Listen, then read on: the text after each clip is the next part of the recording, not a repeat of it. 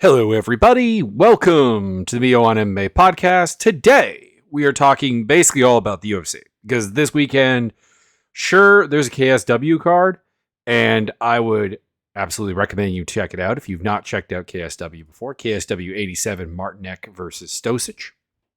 And the reason I would suggest that is that, KSW tends to put on good shows. But if you're asking me, hey, Mike, Mio in this case, is there something I got to check out on this card? Yeah, the answer is not really. There's former UFC fighter Darko Stosic, obviously on the card. There are some interesting prospects, but there's not. Actually, to be honest, it's not even really any interesting prospects. It's just kind of a KSW card, which means that you'll definitely see some cool fights, some interesting stuff. But there's nothing I'm going to get you. There's nothing I'm going to sell you on. There's nothing I'm going to hype you on. I will say that it's not a great weekend for the UFC. For one, Charles Oliveira pulled out of his fight with Islam Makhachev. Now we're getting Volkanovski versus Makhachev 2, which that sounds awesome, but at the same time is really kind of pointed towards a problem with the UFC's backup fighter thing. And Mateusz Gamrot, who was the backup fighter for that title fight, is really pissed off that being the backup fighter didn't really get him anything, which has been said before is a problem. And then also we lost the Paulo Costa versus Khamzat Chimaev fight. That's now going to be Chimaev versus Kamaru Usman. I guess that has name value, obviously, Usman, former UFC champion. But he's coming up to 185. He's not looked particularly amazing. His fight against Leon Edwards, the third one, the trilogy fight. Don't get me wrong, Leon Edwards, very good fighter, very well game planned, very well schooled, and obviously deserves a lot of credit for how that fight went. But by the same token, also, given that we know Usman has for a long time, excuse me, I'm burping a little bit, trying to push through it. But given that we know that Usman essentially has no knees, and as a guy who essentially has no knees, I can relate. So, but it's not super interesting. And then you have Dana White also saying this is now a number one contender fight between a guy who has never fought at 185, Usman, and a guy who has done nothing at 185, Chimaev. While you have Dricus du Plessis available. I don't even like DDP. And you have Jared Cannonier, who has beaten the champion and is on a nice little run with a incredible performance against Marvin Vettori. Those are the guys who should be in there. And even a rematch with Israel Adesanya wouldn't be insane. It's definitely not how I would go. I am of the opinion that Izzy needs to have some time to sort of find himself and get back on the right path. So there is that. I wouldn't do it, but even that would make more sense than the winner of Chimaev Usman. And then also you have the fact that the UFC will be ending their association with USADA, I believe at the start of 2024. I could have the date wrong, but that's interesting. That's weird. That's neat. I've never been a big fan of the USADA arrangement. I've always said this is I believe personally that there's a lot of steroiding use or PED use going on along MMA fighters. And we know this to be the case because, TJ Dillashaw got busted for EPO.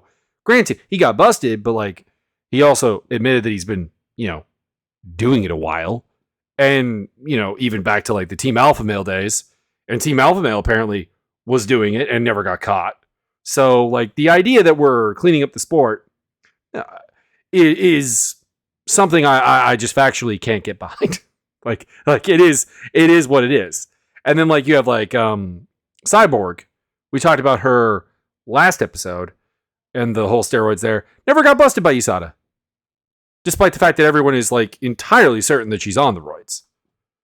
And I am one of them. I don't believe she's a clean fighter. I just also don't believe her opponents are necessarily clean. That's what it comes down to. And that's led to some interesting times. Also a bizarre Twitter feud, Twitter/X feud. And I can't stop calling it Twitter. I can't stop dead naming it. But anyways, between Josh Barnett and Luke Thomas, which I largely have to come down on Luke Thomas's side on because, like it or not, when you're Josh Barnett, I understand Josh Barnett got caught for a substance that he then proved that he didn't intentionally take, and there was a whole thing there, and they still wanted to suspend him for 2 years. He still lost 18 months, I think, at the end of the day. It's an unfair situation, but when you have the history of, Josh Barnett with the PEDs and the fact that back in the Wild West days of PED use, he still got popped. You kind of have to expect people to have that take, to have that idea in the back of their head. So let's talk about the card. Is this in Vegas? I kind of hope it's in Vegas. Yeah, it's another Apex card. So UFC Vegas 81, I want to say. UFC Fight Night, Yusuff versus Barboza. Not a bad main event. Kind of interested in it. Kind of interested in the co-main event. Yanez versus Martinez, pretty good. Petroski could be good. Maybe not. But then we're getting into a main card that also has Edgar Chairez, Daniel Lacerda, and Saaiman versus Christian Rodriguez. I don't know why I have such a hard time with MSP's name. Which are I don't know. They don't feel like bad fights. I want to make that quite clear. But they feel like, in the case of Rodriguez Saaiman, fighters I have a lot of questions about. And then in the case of Chairez Lacerda is a fight we kind of already saw, and as it's a rebooking, I'm unable to get up for it. And then on the undercard, I'm kind of looking forward to Chris Gutierrez, Haile Alateng. Kind of. Also, why is Chris Gutierrez not on the main card? I know Haile Alateng is not really main card material. And obviously, Gutierrez is coming in late, but Alateng's on a 2-fight winning streak, 3-fight unbeaten streak. Gutierrez is a guy who's coming off a loss to Pedro Munoz, but before that was on a 4-fight winning streak, including a win over Frankie Edgar. Why not? Why not? Why is this on the undercard? It's a typical Apex offering, essentially, is what I'm getting at. So for the main event, we have Edson Barboza, Sadiq Yusuff. I do feel legally required to point this out. When it comes to Edson Barboza, I've never been a believer. Never been a big believer. Not that I think he's a bum or he's not good or he's bad or whatever. He's he's exceptionally good at what he does. He's an exceptionally dangerous, lethal kicker. His low kicks are fantastic. His wheel kick knockouts are insane. His range boxing is pretty good. And his general leg speed, power, athleticism, the ability to find counters, his vision of a fight, very, very good. It's just that it's incredibly specialized. There is one type of fight that Edson Barboza wants to have, which is an outside kickboxing match. That's the only fight he wants to have. It's the only fight he's comfortable having. And that gives him this idea of breakability and fragility to him that I just can't shake. I cannot do it. I was the guy who was hey, you know what? Billy Quarantillo's aggressive and really unathletic, and I still think he's going to beat Barboza. And I was horrendously wrong. Horribly, horribly wrong. I also thought Dan Ige was going to beat him. And that didn't work out. So that's the backdrop we're dealing here with. You're dealing with an Edson Barboza hater, so to speak. It's not that I hate him. It's that I just, his wants of way of fighting just will never resonate in my brain as something I want to pick. It takes him fighting somebody who wants to give him that fight and isn't going to be smart enough, comfortable enough, aggressive enough to take that away from him and beat him, and athletic enough. Admittedly, with the Billy Quarantillo fight, we there still is a physical requirement. What I'm getting at is I think Sadiq Yusuff has that. Sadiq Yusuff is not a particularly amazing fighter, I don't think, but he is really athletic. He is explosive, he is fast, he is powerful, he is strong. And he's pretty comfortable at being at having a boxing match in the pocket. He's pretty comfortable clinching with people. He's actually a pretty good grappler. It's a very power grappling style, which works at featherweight. Starts to really have a problem as you get lower down, though.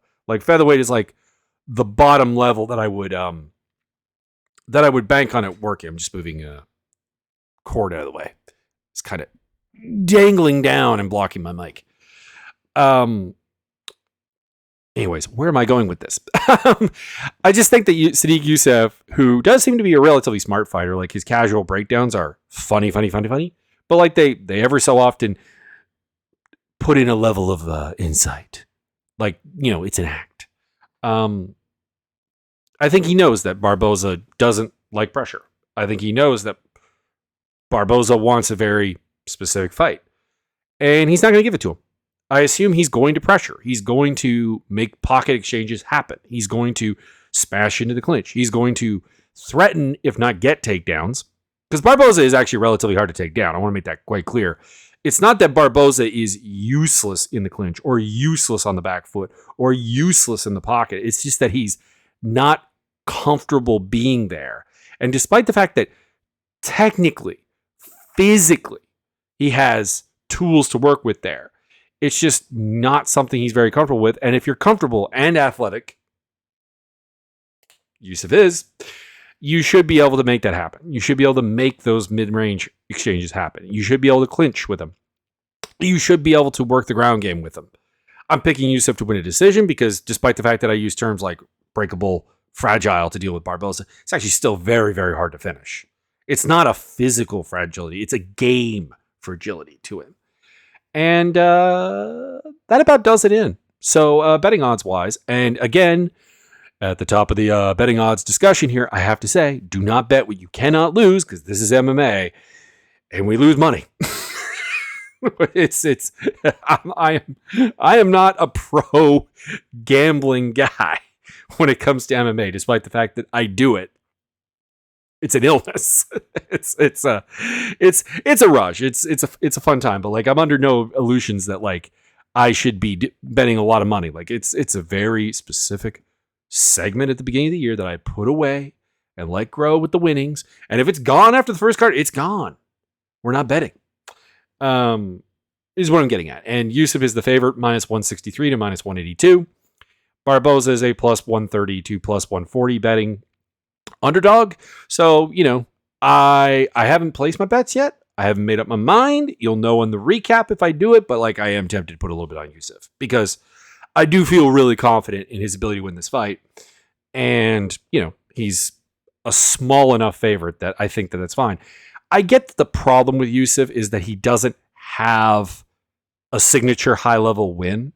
Like his best wins are Alex Caceres, Andre Fili, knocking out Gabriel Benitez, and those are fine. Those are cool. That's fun. It's why I'm picking him. But like, I get that he hasn't had that coming out party. He hasn't had that big moment that says, "Hey, my name is Sadiq Yusuff. I am in that that level of the Ilia Toporias of the world, the Yar Rodriguez's of the world, the Arnold Allen's of the world." He fought Arnold Allen. It was a competitive fight, but he did lose it. So, like, I kind of get that, like, I honestly was kind of expecting him to be an underdog, and I'm a little disappointed he's not. Jennifer Maia, Vivi Araujo. This one feels like, a fun, cool fight. Don't get me wrong. Like, I'm going to enjoy it. It's close enough that there's going to be some good action. It's going to be competitive, mostly because Jennifer Maia legitimately never has an uncompetitive fight. For better or worse. Like, she competes with way better athletes than herself. It makes it really difficult. Like that was the whole like her winning a round against Valentina Shevchenko was like, oh my god, we didn't expect this, and admittedly, I didn't. But like she's the type of girl who's just like really, really, really tough to beat, really, really hard to beat, and she's gonna go out there with Vivi Araujo, who's a good athlete, fast, got some speed, got some explosiveness, got some power, got some strength, but like realistically, the way that Vivi Araujo wins is by just physically overmatching someone.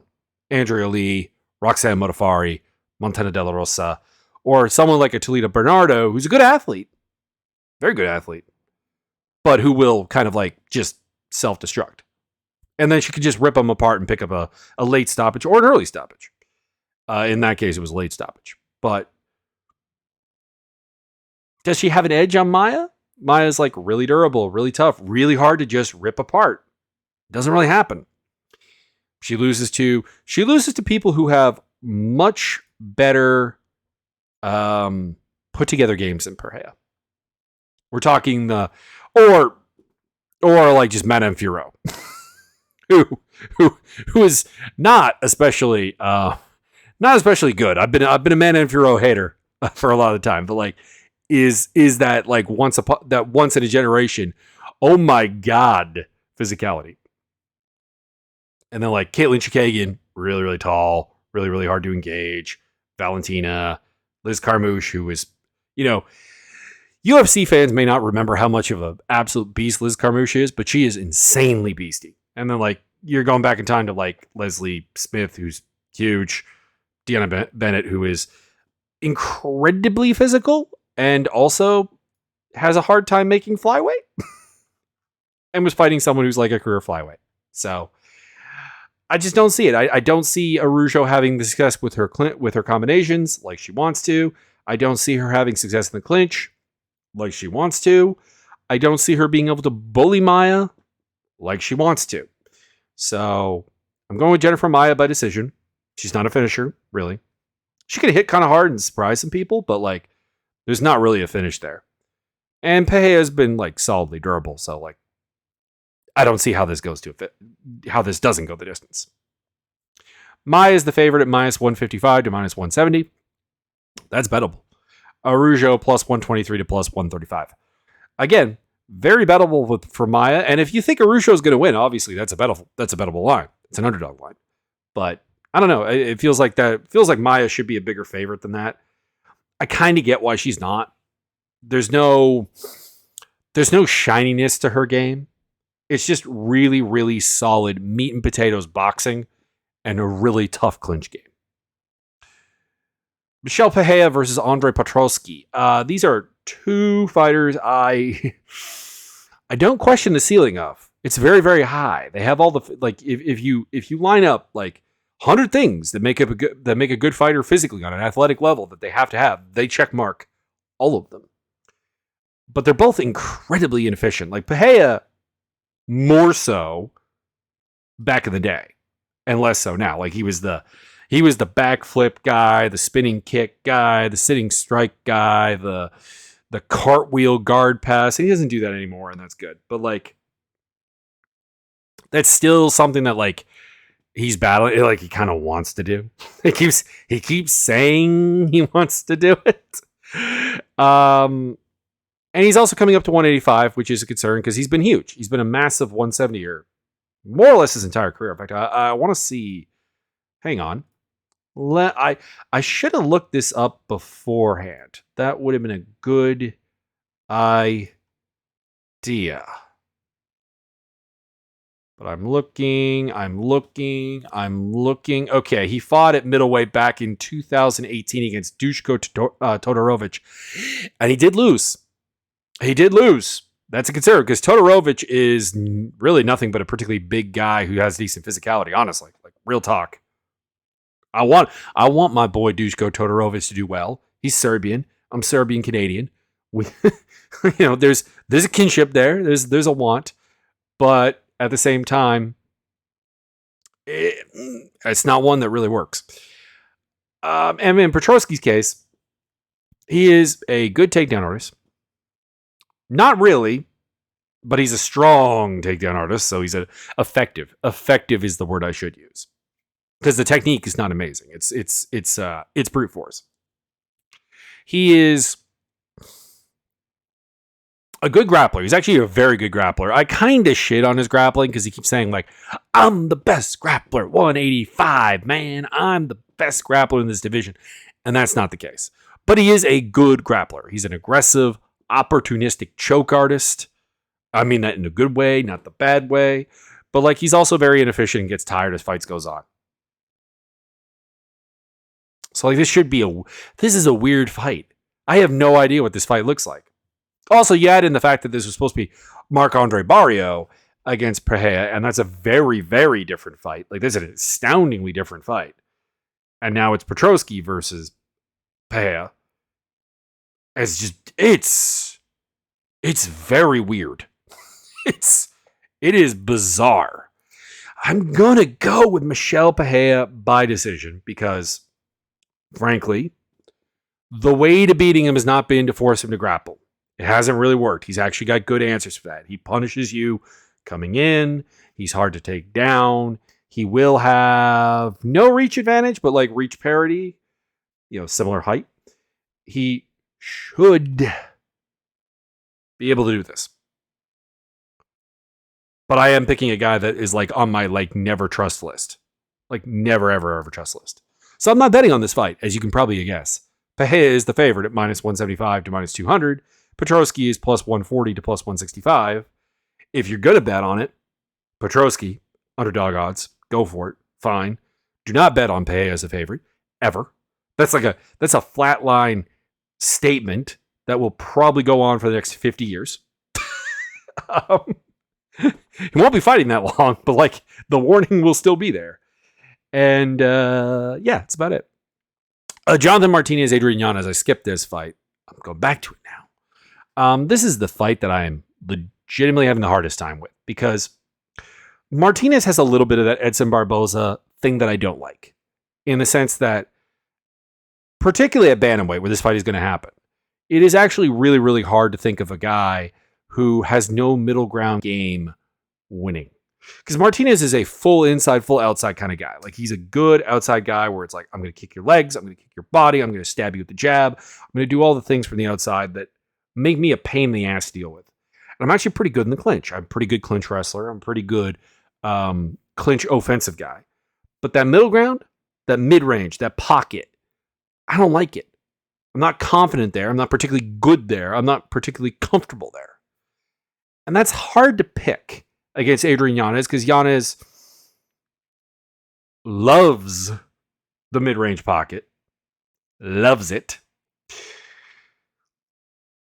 Loves to kind of be a little bit of a bully, a little bit of a power guy. Can grapple, can wrestle. It's very much a B game, but he can do those things.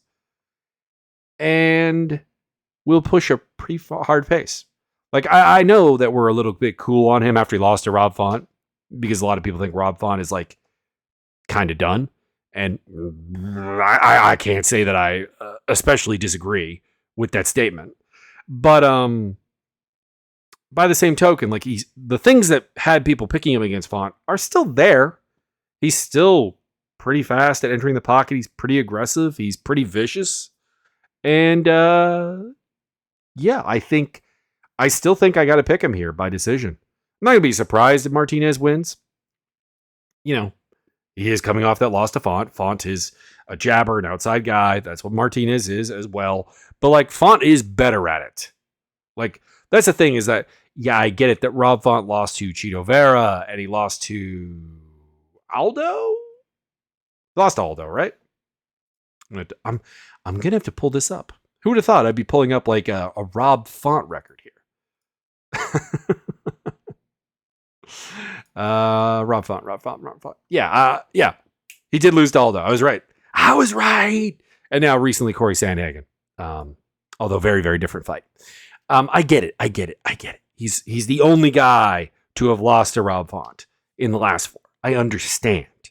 But I still think that Martinez gives a lot of ground that Yanez likes to utilize. And that's why I'm picking him. And I will be betting on him because he's like plus 102 to minus 105. And Martinez is the favorite all the way around. Minus 115 to minus 127. I mean, it's a pick 'em fight. It's not that is the least breathing room on the fight card. But technically, Yanez is the underdog. And that'll probably be my big bet. Edgar Chairez, Daniel Lacerda. If you want a really detailed breakdown of this, you can go back to the fight card where they actually did fight each other already. And nothing has really changed. I'm still picking Edgar Chairez. I'm picking by TKO. I'm probably going to pick Lacerda to lose to everybody because, well, Lacerda has a lot of physical things that I do like, a lot of high-level physical attributes. Dude is a mess. He combusts. He'll have like a minute of success, 2 minutes of success, maybe 3 minutes of success, and then it just all falls apart because there's like no ideas of defense in there. There's variety, but it's not considered variety. It's not disguised variety. It's readable. It's destroyable. And like Chairez, not an amazing fighter by any means, but like is a hard hitter, composed guy, both as a grappler and as a striker. he was winning, in my opinion, before we had the Chris Tognoni technical submission call. That was not a good technical submission call. And as a result, we had the rematch. We should have the rematch. It makes sense. But like Daniel Lacerda is just not UFC caliber. He has the potential to be UFC caliber. He's not like a Shannon Ross, for example, who I felt legitimately bad for being in the UFC. But he's a guy who just, there's no indication that he's putting something together here that works. That's what it comes down to. And Shires is a 305 to 390 favorite. Lacerda is plus 240 to plus 280. I am betting on that fight. Christian Rodriguez, Cameron Saaiman, MSP. This is also a tough fight for me to call because these are two guys I don't have a good feel for. I legitimately don't have a good feel for because in Rodriguez's case, I shouldn't say that. I have a good feel for Rodriguez. It's MSP, I really don't.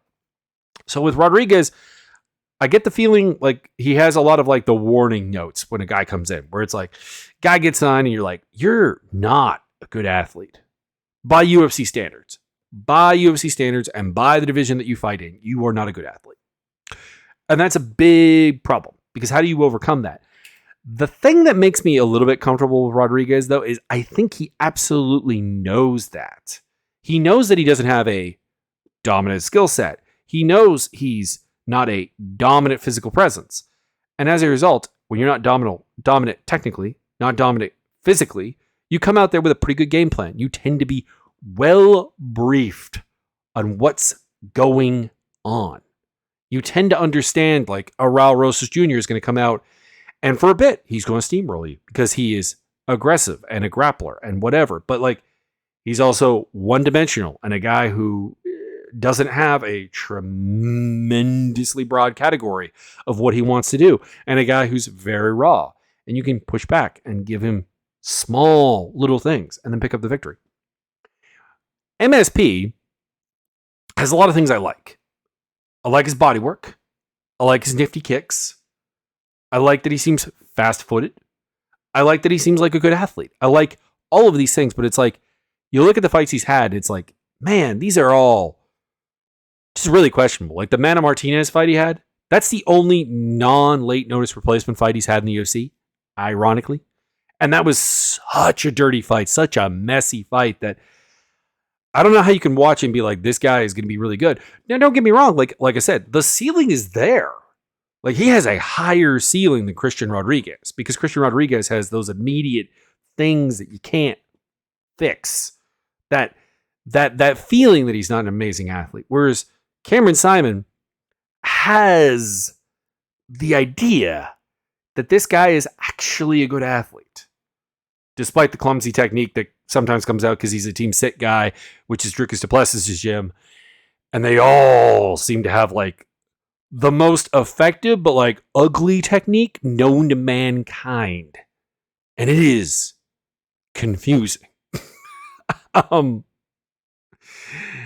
going to go with Rodriguez, but this could be the moment that Cameron Saaiman just is like, you know what? No. Screw you, Mr. Mio. Screw you. I'm actually quite good. Rodriguez is the favorite at minus 143 to minus 164. Saaiman is the plus 116 to plus 130 underdog. I'm actually surprised on that. I thought Saaiman would get a rub off from Dricus du Plessis and get the favorite thing, and the fact that we haven't seen him lose, and we have seen Rodriguez lose. But like Rodriguez has lost to Jonathan Pierce. It doesn't concern me. Jonathan Pierce is a dude who fights a weight class above them at 145. And he's big even for that weight class. So the idea of going up to fight 140 from 135 to 145 to fight Jonathan Pierce, horrifying. Darren Elkins versus TJ Brown. This is a weird fight on so many levels because like Darren Elkins is like the most proven commodity in the UFC. Dude will go out there. He will get his ass kicked. He will be physically overmatched. He will keep going. He will keep going. Unless he dies, he will keep going and somehow find a way to win a fight. And like the weird thing is like TJ Brown probably won't do that to him. Like TJ Brown himself is physically overmatched, generally, almost all the time. That being said, He is, 6 years younger than 39-year-old Darren Elkins. And that's the thing, is he doesn't fall apart. So that's the thing, is like Elkins, I think at this point has to have a guy who falls apart in front of him. Like, it'll be bloody and messy, and like somehow he just survives and wins. Like, it won't be that. It'll be probably bizarrely competitive for a Darren Elkins fight. It will probably be... It'll be bloody because Elkins has got scar tissue for a face, essentially. But it'll probably be less bloody and less like destructive than normal for the damage. And yeah, that's about it. I'm going with TJ Brown by decision because he's not really a finisher. Elkins just probably doesn't have a way to win a fight where the guy doesn't just spontaneously combust in front of him. Brown is a minus 180 to minus 220 favorite. Elkins is a plus 145 to plus 168 underdog. Might bet on Brown. I don't know. Not tempted to, though. Tainara Lisboa versus Ravina Oliveira is the easiest fight for me on the card to call while still feeling nervous about it. Lisboa is someone who was remarkably unproven when she debuted against Jessica Rose Clark. And what I mean by that is that if you really looked at it, like the buildup for Lisboa is like she fought Valentina Shevchenko in Muay Thai and lost. She fought Norma Dumont in MMA and lost. She fought Lorraine Santos in MMA and lost. Like, this was the hype. Like, she hadn't beaten anyone good. It was just kind of like everyone that she lost to was like someone of relative note to hardcore MMA fans.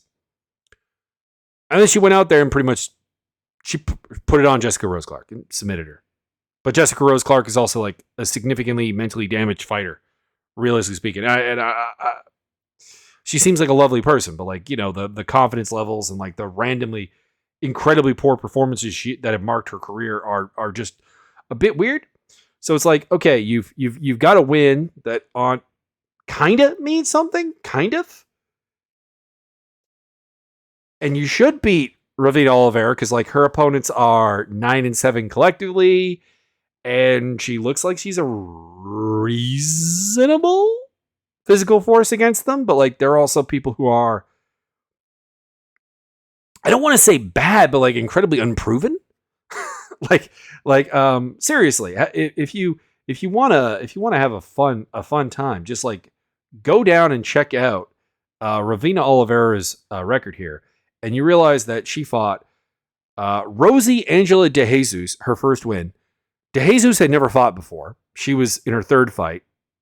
She had had a draw with Amanda Fajea, who's 0-1, and had lost to debuting Waleska Souza at Grand Fighting Championship. And then she beats a 0-0 fighter, 0-1 fighter, 1-1 fighter, 0-0, 0-0, 0-0, and then 8-5 Simone De Silva. And it's kind of like, let's see here. Did any of these super raw fighters go on to have careers even? Raquel de Andrade, 0-2. Sheila Amaral, 0-2. Gabrielle Santana, 0-1. De Jesus, Rosie Angela De Jesus, 0-1. 0-2 for Edgin Agostino. And then 1-6 for Sherilyn Almeida. Does that mean that she's bad? No, but it means that for a UFC debutant, this is a level of unproven that like even that almost everyone clears the bar of, is what it comes down to. So I'm going with Lisboa to win a submission. She's got a good arm triangle and rear naked choke. She's got very much, it appears like, good grip strength. She's strong. She's physical. And that's more than I can say for Ravina Oliveira. But like at the same time, it's like I can't say much about Ravina Oliveira. So there you go. Lisboa is a minus 320 to minus 400 favorite. Oliveira is plus 250 to plus 285. Stay the hell away from that betting line. Terrence McKinney versus Brendan Marote. This fight's not about Marote. He's a late notice replacement for... I'm blanking on who. right now. I'm actually blanking on who. Who was this supposed to be? This was supposed to be Terrence McKinney versus Chris Duncan, which I was looking forward to because Chris Duncan's the exact type of guy who could take what McKinney dishes out and win, but also could possibly get knocked out. And that was a fun thing. But like with Marote, it's like, I don't know a ton about you. I've watched your fights. I get it. I watch a lot of Combat Zone. That's where you're from. And he's New England Cartel. But like my guy hasn't fought anyone all that decent. And it's like the question is like, McKinney's going to go out there. He's going to put the wrestler striker barrage on you. Do you survive? And does McKinney then self-destruct? It's not about Marote. It's just about how every Terrence McKinney fight goes. I'm picking McKinney to win by TKO because he's fighting a guy who's on late notice, who's had a short camp, who has never been in there with like a guy with the violence level of Terrence McKinney or the athleticism or the physicality of Terrence McKinney. But like Terrence McKinney could totally lose. Like this is a guy who's beaten Faris Siam and Matt Favola, who are good fighters, and lost to Derek Minner. Let that sink in. McKinney is a minus 450 to minus 550 favorite. Marote plus 300 to plus 400. Do not bet. Do not bet. Arena Alexkiva versus Melissa Dixon. Alexkiva is known as Russian Ronda. So first things first, Alexkiva missed weight pretty badly for her debut against Stephanie Egger, but did go on to win an E-bar in a messy fight. Melissa Dixon, I like her. I like as a person, like her interviews suggest a deeply introspective person who's analyzing what's going wrong in her fights and trying to correct them and becoming a little bit better every time out. And maybe she'll come out here and be like really dope, really amazing. The problem is she's just not very good at anything. Like if you watch her striking and I don't think it'll come into this one, but her big problem is her skin. Seems to mark very, very easily. She was fighting, I forget the girl's first name now, but Zalezhnikova in her last fight. And like barely landing stuff was like causing swelling and reddening and so on. And it's like, that's just concerning. Like in this damage obsessed scoring criteria that we live in. Like I know I lecture Dominic Cruz for his old, well, he caused a cut mindset, but like clearly we do take in like visible appearing damage as part of the scoring criteria. That's what the judges do. And if you're very, very easy to mark up, that's a concern. And when you're describing yourself as an all-rounder, it's accurate, but that also means that you don't have a dominant A game. She's defensively kind of limited on the feet. She's pretty good on the ground. Like she's a good scrambler. I like it. She's an aggressive transitional grappler. Baits things very nicely. But I don't know. I want to have faith, but I don't. But it's also 135, and bringing in women to bolster 135 and make it a division is something I'm behind. Because if you're going to have the division, and you should, because the development of women's MMA goes with the UFC featuring those weight classes. I get it. I understand it. We're going to have to go through things like this where you get a Dixon versus Alexkiva. Neither of them seem to be particularly good fighters. Alexkiva is a bit of a one-trick pony with some submissions and some control grappling. And Dixon's more of just an all-rounder who's not particularly good at anything. That's the kind of fight you're going to get, but they both seem reasonably decent sized and reasonably decently athletic and physical. I'm going to go with Alexkiva. She's been here before. And I just think that her strong one dimension that Dixon cannot deny her will carry the day. She's the underdog. I'm a little surprised by that because You got one fighter who's a debut, one fighter who has a win in the UFC. Usually the betting odds favor the veteran, but Alaskiva plus 120 to plus 125. Dixon minus 148 to minus 156. So most surprising favorite on the card. Chris Gutierrez versus Alatang Haili, or Halatang, or Haili Alatang, depending on the order. I actually don't know. Chinese names befuddle me. Gutierrez has had a weird run here because, like, you know, the win over, like, to beat Frankie Edgar, lose a competitive fight with Pedro Munoz, and then get this is bizarre. I understand that this is a late notice replacement. This was supposed to be Alatang Haili versus Ronnie Yaya. But it's a bit weird. It's a bit weird matchmaking. It again goes back to the whole thing of, like, I was really, really unhappy that they gave Gutierrez, like, Frankie Edgar's retirement fight. Because it was kind of like one of those things where it was like, you're not going to do anything with Gutierrez. So why are we doing this? It was kind of like Ihor Potara fighting Mauricio Shogun Hua. Where it's like, Potara is not going anywhere? Why give him Shogun's scalp? Gutierrez was very much the same thing. And I've got Gutierrez winning here. Alatang Haili is a reasonably good athlete, fairly aggressive, but, like, also reckless. Like, very reckless. Kind of standard Chinese, like, lower weight class fighter, to be honest. One of the two versions, the kind of berserker physical athlete guy or the super technical outside fighter. Like, that's the two ways that they go. And then Yadong Song is kind of like in the middle. By the way, good luck for Yadong Song against Peter Yan. Go Song boy.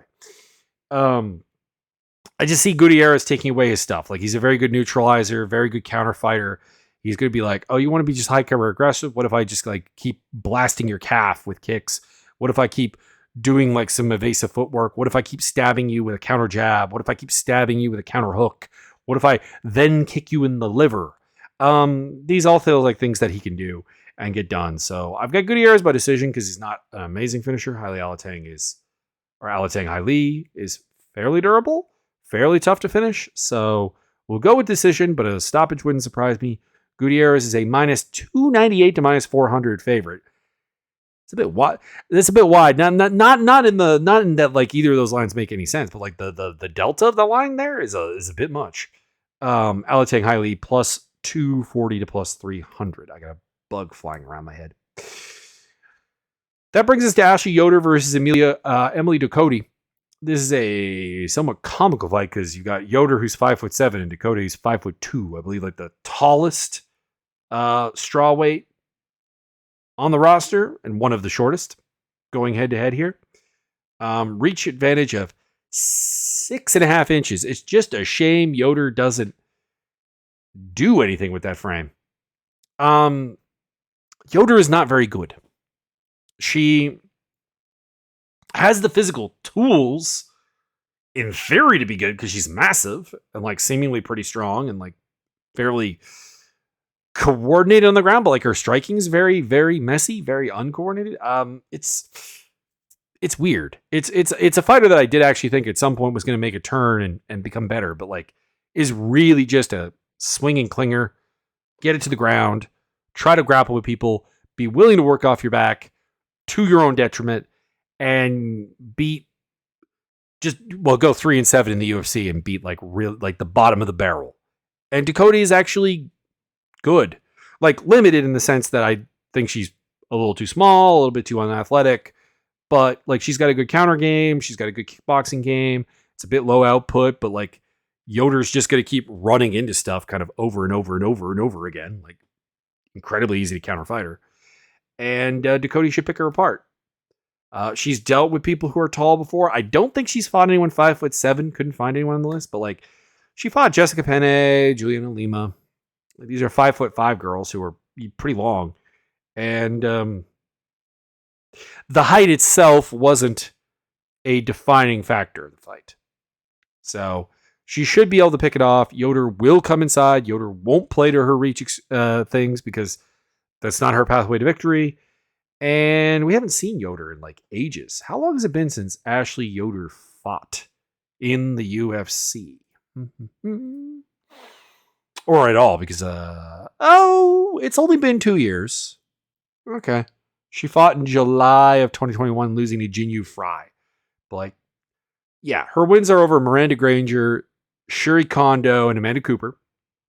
Amanda Cooper had promise, I will say that, but, like, it never came together. But, like, and I will freely admit that everyone that I'm going to list here is a better fighter than Dakota for the most part, except for Lavina Souza. But, like, she's lost to Jinyu Fry, Angela Hill, Lavina Souza, Ronda Marcos, Mackenzie Dern, Angela Hill, Justine Kish.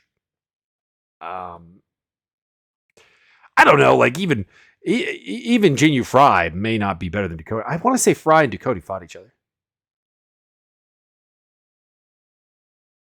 I'm not seeing it. Maybe I'm just associating them because they were both Invicta for a while. I've got a win here for Dakota in what should be kind of an amusing but sloppy fight, and Dakota is a prohibitive favorite at minus 375 to minus 400. Yoder is plus 280 to plus 300. Not much to talk about there. Betting wise, because, like, I don't know, just stay away from it. Like, there's no reason to vote. I mean, outside of size, there's no reason to pick Yoder. And you would never bet on Dakota at like minus like 400 odds. There you go. Anyways, that is the end of today's preview podcast. I hope you enjoyed. Check out the links below for the Action in the Fight Simulator, plus my gaming stuff. If you like me, you might like the gaming stuff. There you go. And the links are down below, to the right, to the left, above. I don't know. Depends where you're watching this. And I'll see you after the fights.